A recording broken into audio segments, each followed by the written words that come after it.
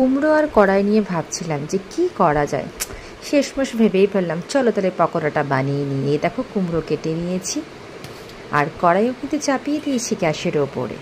আর দেখো কি করেছি, ব্যাটারটাও রেডি, বেসনের সাথে চালের গুঁড়ো মিশিয়ে। এবারে কড়াইটাও আবার চাপিয়ে দিলাম।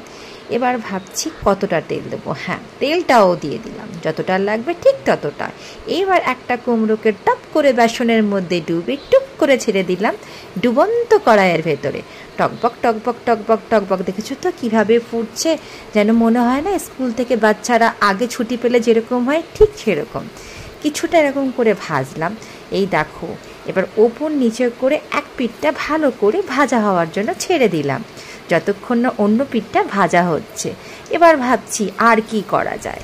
এবার দেখো এক পিঠটা কি সুন্দর লাল লাল করে ভাজা হয়ে যাচ্ছে।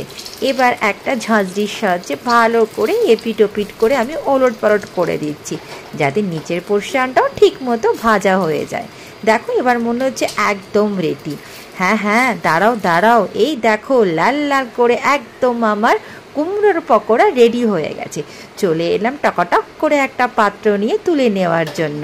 কি কেমন লাগছে? ভালো লাগছে তো? দাঁড়াও দাঁড়াও, এখনও ফাইনাল লুক শেষ হয়নি। তার সঙ্গে দুখানা কাঁচা মরিচও ভেজে নিয়েছিলাম। দেখতে কেমন লাগছে লাস্ট অবধি জানিও কিন্তু তোমরা। আমার তো খুব ভালো লাগছে, বিকালের চায়ের সাথে জমে যাবে আজকের সন্ধেটা। তবে তোমরাও চুপচাপ না থেকে এইটা বানিয়ে নিও, ঠিক আছে? চলো এবার আমিও আমার চাটা নিয়ে ফট করে বসে পড়ি।